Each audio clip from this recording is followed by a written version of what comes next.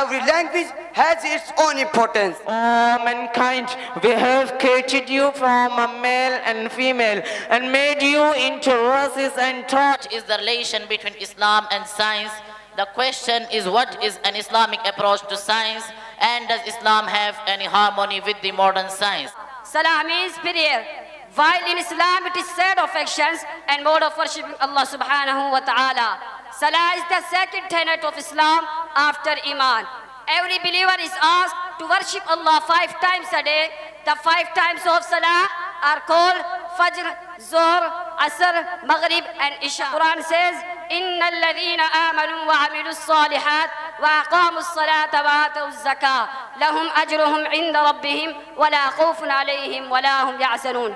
Surely, those who believe and do good deeds and establish Salah and pay Zakah will have their reward with their Lord. Nowadays, it is a general question arising in a mind which thinks something about this modern age, the age of science and technology, the age of invention and discovery. The question is, what is the relation between Islam and science? The question is, what is an Islamic approach to science, and does Islam have any harmony with the modern science? Dear audience, first of all, it is necessary to clarify that Islam is the eternal and perfect religion of Allah. It is in a complete harmony with human nature. So, it can never be in contrary to the laws of nature. Its teachings and doctrines can be the ups and downs of every age. Its basic rules and fundamental doctrines cannot accept any change. Allah subhanahu wa ta'ala says in the Quran, Inna ad-deena 'inda Allahi al-Islam. Truly, the recognized religion in the sight of Allah is Islam. Allah subhanahu wa ta'ala said in the Quran, وَمَا أَرْسَلْنَا مِن رَسُولٍ إِلَّا بِلِسَانِ قَوْمِهِ لِيُبَيِّنَ لَهُمْ فَيُضِلُّ اللَّهُ مَن يَشَاءُ وَيَهْدِي مَن يَشَاءُ وَهُوَ الْعَزِيزُ الْحَكِيمُ.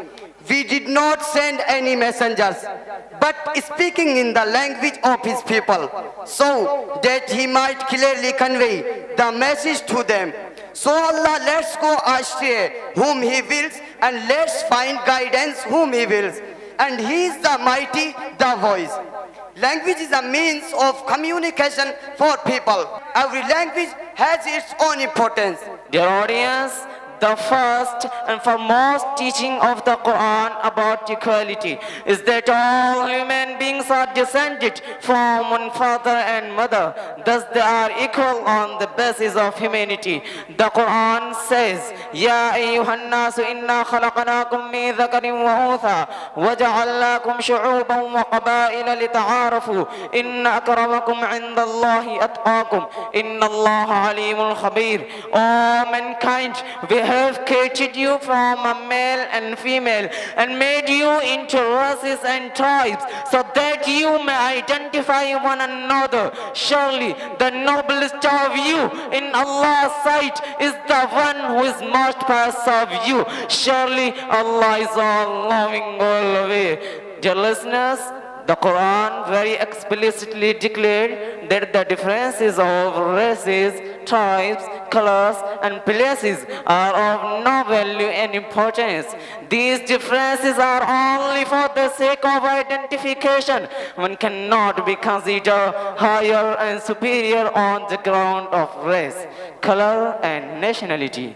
By this, the Quran aimed at leveling the differences and discriminations of nations, races and tribes. The second rule which the Quran proclaimed in the verse is that the cause of nobility is only piety. Thus Islam uprooted the racial pride and ego of the so-called high classes.